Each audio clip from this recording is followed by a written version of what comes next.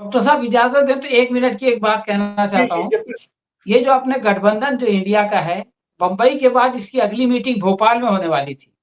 जी आप सोचिए कि अगर भोपाल में मीटिंग होती, तो उसका कितना अच्छा मैसेज जाता पूरे प्रदेश में और सारे लोग जो है वो किस तरह से एकजुट होते।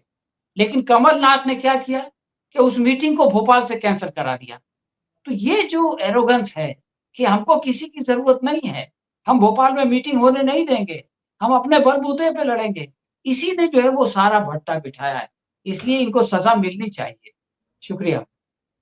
जी, आप इसको एरोगेंस कहते हैं और हम तो इतना कहेंगे कांग्रेस पार्टी के अंदर रह के तो किसी भी पार्टी का अपना अनुशासन होता है।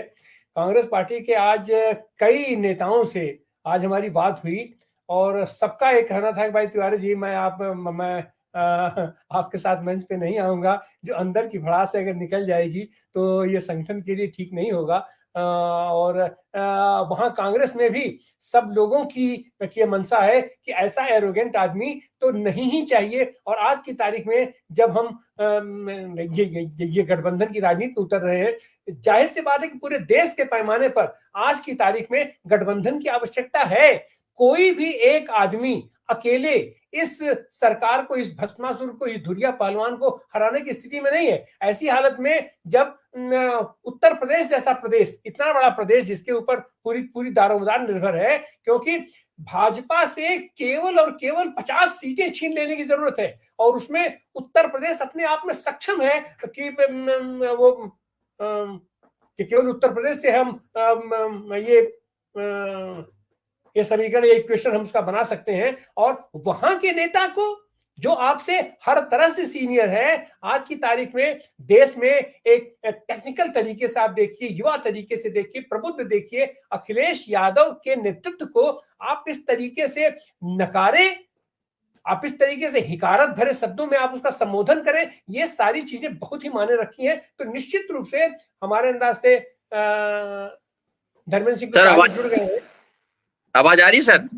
जी जी आ रही है, अब आ रही है। हाँ, जो सर अभी आपने जो सवाल किया, सबसे पहले तो मैं आपको एक ध्यान आकर्षित करा दूं कि जिस प्रकार से, सबसे पहली बात तो ये स्पष्ट कर लें कि कांग्रेस पार्टी ने अपने गुमान में ये सोच लिया था कि है ना कि हमारी सरकार आ रही है, जबकि जो भी कुछ हुआ सरकार, जनता लड़ रही थी, इनका कोई योगदान नहीं रहा। दूसरी बात, जिस प्रकार से कांग्रेस पार्टी ने सोशल जो संगठन थे, जो सामाजिक संगठन थे, उनके साथ जिस प्रकार से धोखा किया, आप सबको एक ध्यान आकर्षित करा दूं मैं कि जिस प्रकार से इनकी सरकार लेके आए थे 2 अप्रैल में, सारे एससी एसटी ओबीसी के संगठन इस जोर शोर से इस आंदोलन को सरकार लाने के लिए 18 में इनको सरकार दी, उसके बाद गिर गई। और उसके बाद लगातार ओबीसी महासभा की ओर से, जयस की ओर से, भीम आर्मी की ओर से, किसान आंदोलन की ओर से लगातार इस आंदोलन के रूप में सरकार के अगेंस्ट में काम किया, लोगों को दिल दिमाग से पूरी तरह से उनको परिपक्व किया कि सरकार हमारी बनना चाहिए, और उसका फायदा ये पूरी तरह से लिया। लेकिन एक बात स्पष्ट हो चुकी है, कांग्रेस पार्टी के पास जिस प्रकार से बसपा एक पहले कैडर पार्टी थी और वहां पे सोशल इंजीनियरिंग का फॉर्म चलता था, उसके आधार पर वो राजपाट में आते थे, उसी प्रकार से भारतीय जनता पार्टी में आज भी सोशल इंजीनियरिंग पर काम करते हैं, उसी के आधार पर वो राजपाट में आते हैं। लेकिन कांग्रेस के अंदर सोशल इंजीनियरिंग का कोई उनके पास फार्मूला नहीं है, जहां तक कि उनके लीडर तक नहीं है उनके पास। हम खुद अपनी बात को कहें, जब वो जो नुकसान हुआ है, ये केवल इनने धोखा किया, इन्होंने लोगों का सम्मान ना किया, उसका भी एक कारण रहा है। जैसे कि अभी जो सीटों को हमने आकलन देखा कि बीएसपी की 35 सीटें ऐसी हैं जिसमें कांग्रेस को बहुत 35 सीटें कांग्रेस की थी जिसमें बीएसपी ने काफी नुकसान किया। उसी प्रकार से 10 सीटें ऐसी थी जहां पर कांग्रेस को एक बढ़त के रूप में मिलना था, वह 10 सीट समाजवादी पार्टी ने भी काफी उनका नुकसान किया। उसी प्रकार से गोंडवाना की 25 सीटें हैं, जो गोंडवाना ने इन्होंने धोखा किया, उसके कारण ही उन्होंने इनका नुकसान किया। और 20 सीटें जायज की हैं, जो अब पिछली बार आदिवासी संगठनों ने कांग्रेस का साथ दिया था, उसके आधार पर सरकार में आए थे। ओबीसी महासभा ने जिस प्रकार से ओबीसी महासभा से भी बोला था कि हम आपको है ना अपने 10 लोगों को आपको हम लोग ओबीसी वर्ग के जो भी लोग हैं, जो आंदोलनकारी है, जो अपने अपनी अपनी विधानसभा में काम करते हैं, उनका टिकट हम लोग टिकट देंगे। लेकिन इन लोगों ने जो संगठन थे उनके साथ धोखा किया। आपको एक उदाहरण दे दूं, किसानों के सबसे बड़े नेता जो कि रतलाम के हैं, रतलाम जिले के अच्छे नेता है जेपी धाकड़ जी, उनका टिकट काट दिया। एक ऐसे आदमी को टिकट दे दिया जिसके पास 25 आदमी नहीं थे। जब वो फॉर्म भरने गए तो 10,000 लोग जा रहे हैं और उनके साथ धोखा कर दिया। ये यहाँ पे जयेश के साथ धोखा कर दिया, कैसे इनके साथ हो। और दूसरी बात, जिस प्रकार से ये तो यहाँ तक की बात है, इनके नेता ये विधानसभा तक नहीं पहुंच पाए, मतदाता तक नहीं पहुंचे। किस आधार पर राजपाट आ जाए? जब इनके पास कोई सिस्टम नहीं है तो ये राजपाट की उसकी बात कर रहे हैं। और जहां तक कि आज रोना गा रहे हैं ईवीएम का तो ये लगातार इस बात के लिए पूरे देश के अंदर सारे बहुजन आंदोलन के लोग उठा रहे हैं। क्यों नहीं साथ दे रहे? क्यों नहीं आज तक आपने घेरा?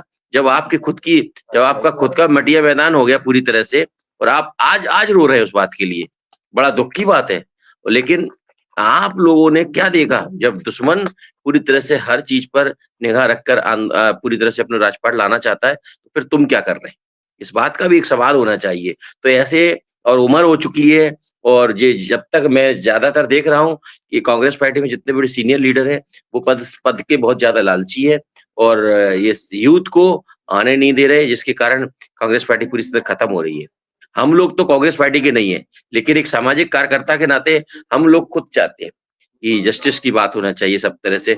अभी आपको देखा होगा कि पूरे देश के अंदर जाति का जनगणना और हिस्सेदारी की बात राहुल गांधी कर रहे हैं, लेकिन उनकी सेकंड लाइन का कोई भी लीडर उस बात को नहीं कह रहा कि जनगणना की बात।